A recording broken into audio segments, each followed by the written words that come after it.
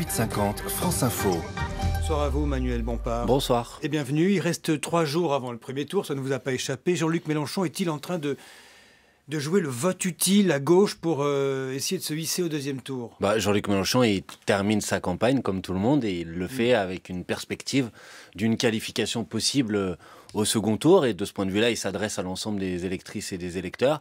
D'abord, les personnes qui n'ont pas encore fait leur choix, qui pour certains n'ont même pas décidé de voter encore. Il y a encore un réservoir, entre guillemets, chez les abstentionnistes. Donc Jean-Luc Mélenchon s'adresse d'abord à eux, mais il s'adresse aussi effectivement aux autres, aux électrices, aux électeurs qui hésitent entre plusieurs candidats à gauche, et on leur dit deux choses simples. Premièrement, Jean-Luc Mélenchon est le seul candidat de gauche qui peut être présent au deuxième tour. Deuxièmement, il y a une opportunité importante de chasser l'extrême droite dès le premier tour, et ça, on ne peut pas le négliger. Alors c'est ça le vote utile, c'est puisqu'il lui est en, on va dire, en dynamique.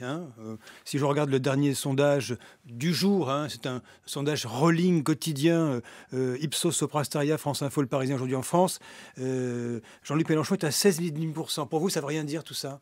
Non, je dis pas que ça veut rien dire. Ce que ça mesure surtout, c'est des dynamiques. Et ce qu'on observe, c'est que depuis 3-4 semaines, Jean-Luc Mélenchon est en progression constante. Et comment vous l'expliquez que ça arrive sur le tard finalement? Parce que je pense que dans cette élection, beaucoup de gens se décident tardivement parce que la campagne a été un peu lente à démarrer, qu'il y a eu d'autres sujets, la crise sanitaire, la guerre malheureusement, et donc on s'est intéressé à la campagne électorale tardivement. Et donc c'est maintenant que les gens sont en train de faire leur choix. Moi, je leur dis des choses simples.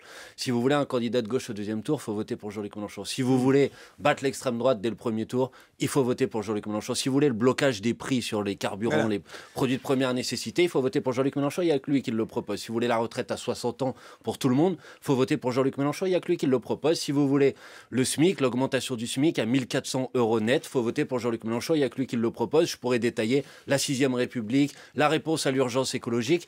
Parmi les candidats qui sont susceptibles de se qualifier au deuxième tour, il n'y en a qu'un seul qui propose ça dans son programme. Vous dites que ça se joue quand même au talent d'orateur, mais à la proposition quand même au programme. Bien sûr, je pense que dans une élection, il faut comparer des propositions. Et on est dans une situation sociale qui est très difficile. Il y a une urgence à agir en matière climatique. Et sur ces deux sujets, Jean-Luc Mélenchon est celui qui a le programme. D'ailleurs, toutes les associations qui comparent les différents programmes le disent. Elles disent c'est Jean-Luc Mélenchon qui a le programme le plus abouti pour répondre à l'urgence sociale, pour répondre à la crise climatique, pour passer à la 6e République, pour avoir des institutions qui fonctionnent mieux que celles qu'on a aujourd'hui. Manuel Bompard, alors ça intéresse les journalistes politiques sans doute, mais des dirigeants de génération, c'est le parti de Benoît Hamon, le mouvement, ont décidé de quitter la campagne de Yannick Jadot pour rejoindre Jean-Luc Mélenchon. Là aussi, c'est cette idée ils disent nous pouvons nous résigner à un second tour déprimant et dangereux entre Macron et Le Pen, dont nos idées seraient totalement exclues. C'est ça le vote utile, c'est soudain se dire allez, tant pis, je vais aller voter sur lui qui est le plus en pointe. Écoutez, moi, j'utilise pas ce terme de vote utile parce que, honnêtement... Jean-Luc Mélenchon a dit vote efficace. Voilà, aucun vote n'est... Non, mais parce qu'aucun vote n'est inutile. Mais après, il est vrai que pour être efficace, honnêtement, c'est utile de se regrouper autour de la candidature de Jean-Luc Mélenchon. Et moi, j'apprécie positivement que des gens qui sont issus de générations d'Europe Écologie Les Verts, il y a aussi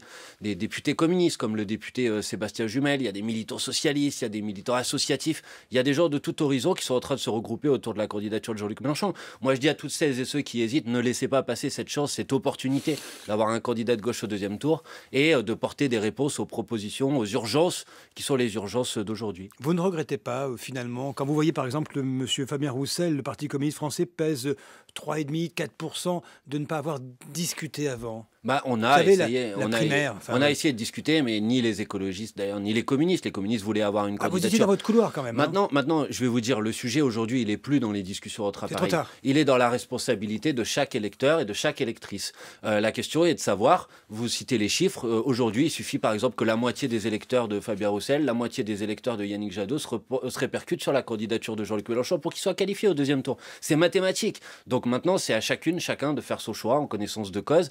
Et j'espère que ça va le faire. En tout cas, nous, on est optimistes et on pense qu'il y a cette possibilité d'avoir un candidat de gauche au deuxième tour. Et ça, c'est important. Et ça peut être le grand moment de ce scrutin. Manuel Bompard, certaines formations, comme le Parti socialiste, Anne Hidalgo est très bas dans les intentions de vote. Le Parti communiste français, Europe Écologie Les Verts, discutent déjà d'une forme de recomposition à gauche. Ça sent les législatives, cette histoire. cette envie de relancer la gauche après l'élection présidentielle. Vous en êtes ou pas? Mais d'abord, moi, je suis concentré sur l'élection Oui, bien sûr. présidentielle. C'est dans 3 jours. Alors, oui, mais entendez bien qu'aujourd'hui, la question, c'est d'abord de savoir si on est en capacité de gagner cette élection présidentielle. Moi, celles et ceux, si vous voulez, qui ont entériné une défaite et qui se projettent sur la suite, je trouve qu'ils ils sont pas à la hauteur des urgences. On peut pas à la fois dire ce pays est dans une situation sociale extrêmement difficile. On peut pas à la fois dire on a plus que quelques années, quelques mois pour agir face à l'urgence climatique et dire on peut passer notre tour de l'élection présidentielle de 2022 et s'interroger sur ce qu'on va faire après. C'est maintenant que ça se passe. C'est cette élection-là qui est déterminante. On peut pas perdre 5 ans pour le climat. On peut pas perdre 5 ans pour répondre aux situations de pauvreté. On peut pas laisser M. Macron pousser l'âge de départ à la retraite à 65 ans. On peut pas le laisser continuer à casser le code du travail. Bref, c'est des grandes questions, c'est des gros sujets. Donc c'est maintenant que ça se passe. Et il reste quelques jours. Moi, j'appelle toutes celles et ceux qui nous écoutent à convaincre autour d'eux, à se mobiliser, à se déplacer, parce qu'on peut faire quelque chose de grand dimanche. Mais vous l'avez constaté, ce désenchantement d'une partie de l'électorat, d'une partie des Français, c'est-à-dire une forme de ras-le-bol, de se dire ça ne sert à rien. Il y a une estimation, vous savez, ça vaut ce que ça vaut, mais allez, 30%, un petit tiers des électeurs qui resteraient chez eux peut-être le dimanche parce qu'ils en ont marre des élections. Il y a eu le dégagisme de 2017, ça n'a pas marché. Nous sommes 5 ans plus tard, il y a une forme de désenchantement des Français. Bien sûr, il y a le sentiment que finalement, dans les campagnes électorales, il y a des promesses et elles ne sont pas tenues. Et c'est pourquoi d'ailleurs Jean-Luc Mélenchon est le seul candidat qui propose de passer à la 6e République, de convoquer une assemblée constituante, d'introduire des nouveaux droits. Oui, je crois sincèrement que les gens qui ne se reconnaissent pas dans le système politique tel qu'il est aujourd'hui, ils ne sont pas seulement en attente qu'on leur dise ben, ça ne sert à rien, etc. Ils sont en attente qu'on fasse des propositions pour améliorer les choses. Une démocratie qui fonctionne mieux, le référendum d'initiative citoyenne. Jean-Luc Mélenchon propose le droit de révoquer les élus, c'est-à-dire si un élu fait une promesse, il ne respecte pas cette promesse, qu'on puisse dire on met un terme à votre mandat parce que vous avez été élu avec des engagements et il faut les tenir. Donc oui, je crois effectivement qu'un candidat doit faire des propositions pour améliorer notre démocratie. Bien sûr qu'il n'y a pas que ça dans cette élection, mais je crois que c'est effectivement un élément déterminant. Vous savez ce qu'on vous pose comme question en général avant l'approche du premier tour, si vous n'y êtes pas? Oui, je connais cette question, mais si je vous y pensez ou pas? Si on n'y est pas, on y répondra une fois les dates de l'élection, les résultats de l'élection connus. Moi, aujourd'hui, mon objectif, c'est de voter pour Jean-Luc Mélenchon au 2e tour et de tout faire pour qu'il puisse être qualifié. Est-ce que vous vous posez, pour conclure cet entretien, Manuel Bompard, à une sorte de 3e force, je ne sais pas un classement 1, 2, 3, mais de 3e grande force politique dans ce pays? Vous y pensez déjà ça? Vous pensez à l'après quand même déjà? Non, pas à l'après, à tout de suite, mais manifestement, dans cette élection, il y a en gros 3 possibilités. Il y a un trio, il y a 3 candidats qui sont capables de se qualifier au 2e tour et il faut faire son choix en fonction de ça.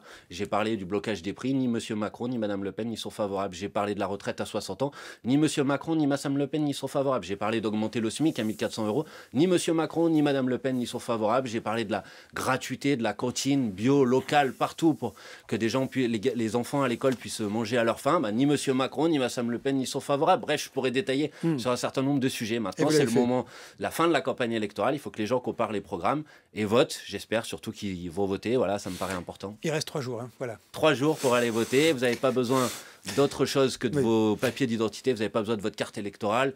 Allez voter. Si vous cherchez votre bureau de vote, vous pouvez trouver tout ça sur Internet. Allez voter, c'est important. C'est une élection décisive, l'élection présidentielle. Merci à vous, Manuel Bompard. Vous êtes député européen. Vous êtes le directeur de la campagne de Jean-Luc Mélenchon, candidat de la France Insoumise, d'avoir été l'invité du 18 Merci à vous. Bonne journée à tout le monde.